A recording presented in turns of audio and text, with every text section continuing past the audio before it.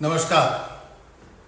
Supreme court में आज रामदेव बाबा और पतंजलि के आचार्य बालकृष्ण माफी मांगते रहे, गुहार लगाते रहे, लेकिन सुप्रीम कोर्ट ने कहा कि नहीं, आप माफी लायक नहीं है, आपने जानबूझ का अपराध किया है और आपका अपराध अक्षम्य है, आप पर कार्रवाई होगी, आपको भुगतनी होगी।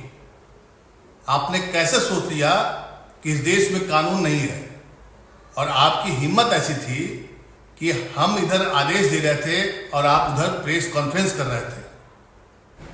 सोचिए, सुप्रीम कोर्ट ने आज रामदेव बाबा के पतंजलि के भ्रामक विज्ञापन पर आज जो कड़ा आदेश दिया, उससे अगर आप जानेंगे समझेंगे तो आपकी आंखें फटी रह जाएगी। ये खबर मीडिया में नहीं आएगी क्योंकि उन्हीं विज्ञापनों से इन मीडिया की दुकान चलती है और उनके मालिकों को अच्छा खासा पैसा दिया जाता है। मैं आपको सिलसिलेवार तरीके से बताता हूं कि आज सुप्रीम कोर्ट में क्या हुआ और कैसे फटकार लगाई रामदेव बाबा को। रामदेव बाबा योग गुरु के नाम से मशहूर है, हम सब जानते हैं। योग तक तो उनका मामला ठीक था, लेकिन जब से वो पतंजलि नाम के प्रोडक्ट को लेकर के आए और जिस तरह से अंग्रेजी दवाइयों का विरोध करना शुरू किया, उसका साथ दिया केंद्र सरकार ने, उसका साथ दिया उत्तराखंड सरकार ने, और जैसे ही ये मामला कोर्ट में आया, पकड़ में आया, फिर सुप्रीम कोर्ट ने कहा कि आपने जो अपराध किया है वो अक्षम्य है। सुप्रीम कोर्ट ने आज इतनी नाराजगी जताई कि अगर आप उनके वर्ड सुनेंगे तो आप हैरान रह जाएंगे। सुप्रीम कोर्ट ने कहा कि अदालत के आदेशों को हल्के में नहीं लिया जा सकता। आपके खेद जताने यानी माफी मांगने का तरीकों को हम मंजूर नहीं कर सकते। 21 नवंबर को कोर्ट के आदेश के बाद भी आपने यानी रामदेव बाबा ने प्रेस कॉन्फ्रेंस की। सुप्रीम कोर्ट में सुनवाई चल रही थी और उधर पतंजलि जो है विज्ञापन छापे जा रहा था, विज्ञापन दिखा रहा था। जब यह मामला सुप्रीम कोर्ट ने पकड़ा तो कहा रामदेव के वकीलों ने कि भविष्य में अब ऐसा नहीं होगा, पहले जो गलती हो गई है उसके लिए हम माफी मांगते हैं। तो इस पर जस्टिस हिमा कोहली ने कहा, पहले जो हुआ उसके लिए आप क्या कहेंगे, क्या कहेंगे आप? जस्टिस हिमा कोहली ने कहा कि आपको कोर्ट को दिए गए अंडरटेकिंग का पालन करना होगा। आपने कोर्ट में जो कहा उसको मानना पड़ेगा। इस देश में कानून है, आप जो कह देंगे वही नहीं होगा। आपने हर बाधा तोड़ दी है और अब आप कह रहे हैं कि आपको खेद है। तो इस पर रामदेव बाबा के वकील ने कहा कि ये इनके लिए एक सबक होगा। जस्टिस हिमा कोहली ने कहा कि नहीं, हम यहां सबक सिखाने के लिए नहीं है, हम यहां सबक सिखाने के लिए नहीं है। रामदेव बाबा कहते हैं कि उन्होंने शोध किया है, रिसर्च किया है, तो बताइए देश को कहां किया है, कैसे किया है। उनको स्पष्टीकरण देना होगा। सिर्फ दावा कर देने से आपका रिसर्च सही नहीं हो सकता है। और ये जो रिसर्च किया है आप अदालत को ही बताइए, दिखाइए। रामदेव बाबा और योग गुरु जो और उनका पतंजलि, उनकी तरफ से आज जो है सॉलिसिटर जनरल जो है तुषार मेहता ने कहा कि जो कुछ हुआ वो नहीं होना चाहिए था, हम मानते हैं हमसे गलती हुई है। सोचिए कि केंद्र सरकार को जब फटकार लगाई थी यही सुप्रीम कोर्ट ने, उसके बाद भी रामदेव बालकृष्ण के वकील ने प्रेस कॉन्फ्रेंस की थी। हालांकि आज सुप्रीम कोर्ट में रामदेव बाबा और बालकृष्ण दोनों व्यक्तिगत रूप से मैंने खुद हाजिर हुए थे और अदालत के सामने भी आए और हाथ भी जोड़ा और कहा कि हम सुप्रीम कोर्ट से हाथ जोड़कर माफी मांग रहे हैं। देखिए, समझिए इस बात को, सुप्रीम कोर्ट में माफी मांग रहे हैं। ये खबर देश को मालूम होगा तभी तो पता चलेगा कि इनकी दवाइयों में क्या था, भ्रामक था, सही था, गलत था, क्या था। लेकिन कोर्ट ने कहा कि आप चाहे जितने भी ऊंचे हों, कानून आपसे ऊपर है और कानून की महिमा सबसे ऊपर है। हम आपसे निराश हैं, आपके कृत्य से, माने आपने जो काम किया है वो क्षमा लायक नहीं है। क्योंकि 21 नवंबर के कोर्ट के आदेश जारी करने के बाद भी अगले दिन आपने प्रेस कॉन्फ्रेंस की और इसमें रामदेव बाबा और बालकृष्ण दोनों मौजूद थे। इसलिए आप जो माफी मांग रहे हैं वो पर्याप्त नहीं है, क्योंकि सुप्रीम कोर्ट में सुनवाई चल रही थी और पतंजलि जो है विज्ञापन पर विज्ञापन छाप रहा था। ये है आपके कोर्ट के महिमा का सम्मान करना, और उसके बाद आप माफी मांग रहे हैं और आप कह रहे हैं कि हमारा मीडिया विभाग इसका कर रहा था। क्या आपका मीडिया विभाग आपसे अलग है? आपने उसमें शामिल नहीं हुए प्रेस कॉन्फ्रेंस में? सुप्रीम कोर्ट ने कहा कि नवंबर में आपको वार्निंग दी गई थी, इसके बावजूद आपने प्रेस कॉन्फ्रेंस की। इसलिए आप कार्रवाई होने के लिए, आप पर कार्रवाई होगी, उसके लिए तैयार रहिए। ये देश की सबसे बड़ी अदालत है और आपने किस एक्ट का उल्लंघन किया है? आपने कोर्ट को अंडरटेकिंग दिया था, आपने कहा था कि नहीं हम ये काम अब नहीं करेंगे, उसके बाद भी आप उल्लंघन कर रहे हैं। इसलिए आप परिणाम भुगतने के लिए तैयार रहिए।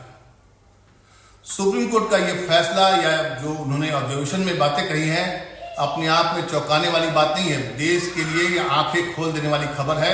कायदे से ये बहस का मुद्दा होना चाहिए था और देश में बड़ी डिबेट होनी चाहिए थी कि सुप्रीम कोर्ट का आदेश में क्यों रामदेव को इतनी फटकार लगी।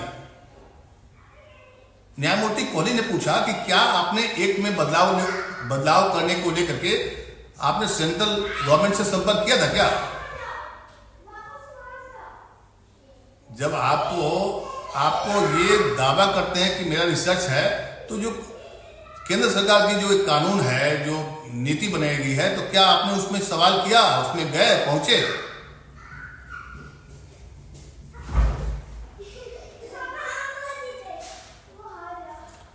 रामदेव बाबा और उनके पतंजलि डिपार्टमेंट ने कहा कि ये मीडिया विभाग का काम है और इसलिए हमारा इसमें उतनी गलती नहीं है, हमें माफ कर दीजिए, हम आगे से नहीं करेंगे।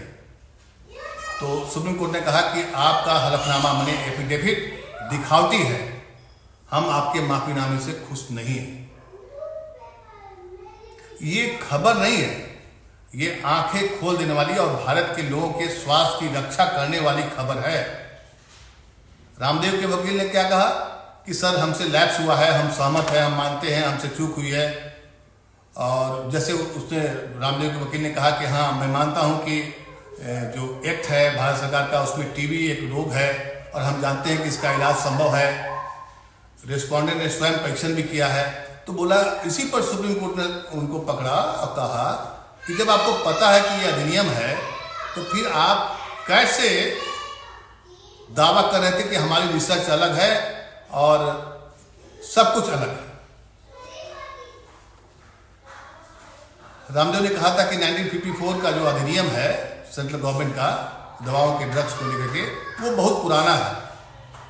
और आप कह रहे हैं कि, और रामदेव ने दावा किया था कि हमारे पास जो है आयुर्वेद में किया गया जो वैज्ञानिक अनुसंधान है उसके साक्ष्य है। तो कहाँ है साक्ष्य? दिखाइए, बताइए, समझाइए देश को। वो डाटा आपने किया है तो आपने इस बारे में देश को या मुझे, अदालत को क्यों नहीं बता रहे हैं? रामदेव, पतंजलि, बालकृष्ण और उनके वकील तीनों निरुत्तर थे, हाथ जोड़ के खड़े थे, सुप्रीम कोर्ट से माफी की गुहार लगा रहे थे। किस बात की गुहार लगा रहे थे? क्योंकि उन्होंने अपने विज्ञापनों में भ्रामक गलत तथ्यों का वर्णन किया और कहा कि हमारी दवा से रोग ठीक होगा, ये जो एलोपैथी है यानी अंग्रेजी दवा है वो बेकार दवा है। सुप्रीम कोर्ट का आज नजारा देखने लायक है। रामदेव के वकील ने कहा कि हम माफी मांगते हैं सर, अब दोबारा ऐसा गलती नहीं होगा। सोचिए, जो शख्स सुप्रीम कोर्ट में खड़ा होकर कह रहा है कि हम माफी मांग रहे हैं और हम एक एफिडेविट देते हैं, फिर नया एफिडेविट देते हैं कि अब से दोबारा गलती नहीं होगा। लेकिन क्या ये खबर देश को पता चलेगा? आप मीडिया के वेबसाइट्स पर या मीडिया चैनल पर जाकर देखिए, अखबारों में पढ़िए, आपको खबर को तोड़ मरोड़ को दिया जाएगा और समझाया जाएगा कि माफी मांगी, अवमानना की कार्रवाई होगी। बस सुप्रीम कोर्ट ने क्या कहा, आपने क्या किया है उसका आपको अंदाजा नहीं है। अगर आपको माफी मांगनी होती तो आप शुरू में ही कहते कि हमें माफ कर दीजिए। सोचिए, ये बहुत कुछ शब्द जो है बताता है कि कोर्ट कन्विंस था कि पतंजलि ने चीटिंग किया है, देश के लोगों से, देश के स्वास्थ्य से खिलवाड़ किया है और कोर्ट में भी चीटिंग करने का प्रयास किया है। आपको बता दें कि पतंजलि आयुर्वेद के आचार्य बालकृष्ण ने कई गंभीर बीमारियों के इलाज में औषधीय प्रभावकारिता का दावा करने वाली कंपनी के हर्बल उत्पादों का विज्ञापन करने और चिकित्सा की अन्य प्रणालियों को कमजोर करने के लिए एक अभियान चलाया था और क्या कहा था कि नहीं, हमारी दवा सही है। दोनों ने माफी तो मांग ली है। बालकृष्ण की तरफ से 19 मार्च को एक एफिडेविट भी दाखिल किया गया था सुप्रीम कोर्ट में। मैं आपको एक खबर बता रहा हूं, खबर के पीछे की खबर बता रहा हूं कि खबर ये नहीं है कि उसने माफी मांगी है रामदेव ने माफी मांगी है या पतंजलि ने कहा है कि हम ऐसा नहीं करेंगे, ये बात नहीं है। लेकिन पिछले 2 साल से चल रहा था ये मामला, कितने लोग इसके शिकार हुए, कितने लोग भ्रमित हुए, कितने लोग की जानें चली गई होंगी, उसका डाटा कौन बताएगा, कौन तैयार है? क्या सरकार देगी? सरकार, चूंकि सुप्रीम कोर्ट ने केंद्र सरकार को भी फटकार लगाई थी कि आपको पता है फिर भी आपने कोई कार्रवाई नहीं की। ये खबर नहीं है, ये एक विस्फोटक खबर है। देश के लोगों के लिए एक ऐसी खबर है जो आंखें खोल देगी इसलिए क्योंकि रामदेव ने जो दावा किया था वो सब झूठा निकला और कोर्ट में उन्होंने माफी मांगी और कहा कि अब ऐसा नहीं करेंगे। लेकिन 2-3 साल से उनके विज्ञापनों को देखिए, उनके दावों को देखिए, सरकार के साथ मिलकर कैसे कैसे उन्होंने कई प्रोडक्ट लॉन्च किए और सरकार के कई बड़े बड़े लोग चेहरे उनके प्रोडक्ट के जो लॉन्चिंग होता था उसमें साथ होते थे, तो लोगों को लगता था कि हाँ बिल्कुल सही। क्योंकि बड़े लोग जब जाते हैं तो लोग उनकी बात को फॉलो करते हैं, समझते हैं। कोर्ट ने सब कुछ पकड़ लिया, सुप्रीम कोर्ट ने पकड़ा और 10 अप्रैल को इस पर फिर सुनवाई होगी। कोर्ट ने तो वार्निंग दे दिया है, कहा है कि हम ये छोड़ेंगे नहीं, कार्रवाई करने की कार्रवाई आप पर होगी, तैयार रहिए आप।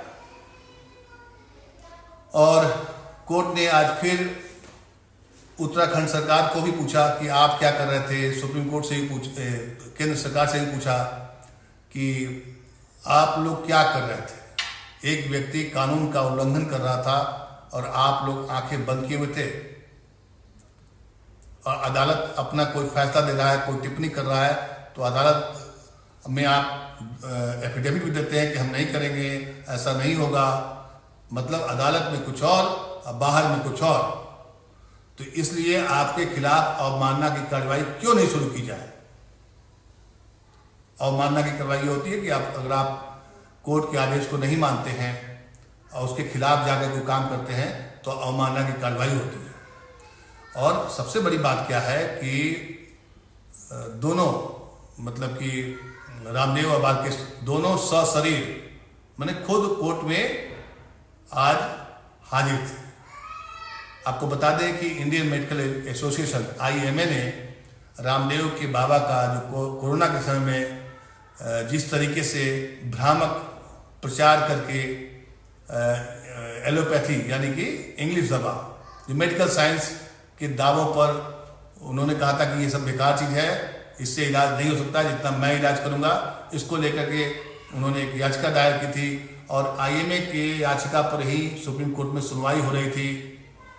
और याद होगा कोविड का टीकाकरण का एक अलग अपना दवा बनाया था रामदेव बाबा ने या पतंजलि ने, और दवा बनाया, उसके अलावा उन्होंने अंग्रेजी दवाइयों के खिलाफ मुहिम भी चलाया। इसी बात को लेकर के IMA ने सुप्रीम कोर्ट में याचिका दायर की थी, क्योंकि पतंजलि जो है विज्ञापन डाला था 21 नवंबर 2023 को अदालत में बताया था, हलफनामा दिया था कि ऐसा लगता है कि रामदेव द्वारा इनकी पुष्टि की गई है। समझिए खेल क्या है। अब खबर तो मैंने बता दी सुप्रीम कोर्ट में आज क्या हुई, लेकिन खबर ये सिर्फ नहीं है, इसको आप ये समझिए कि सिर्फ खबर ये नहीं है कि रामदेव को माफ़ी मांगनी पड़ी और कोर्ट ने फटकार लगाई। इतने दिनों से झूठ बोल रहे थे, झूठ बोलकर अपनी दवा या प्रोडक्ट बेच रहे थे रामदेव बाबा। कुछ प्रोडक्ट जो स्वास्थ्य से जुड़ा हुआ था उस पर सुप्रीम कोर्ट ने उनको पकड़ लिया है।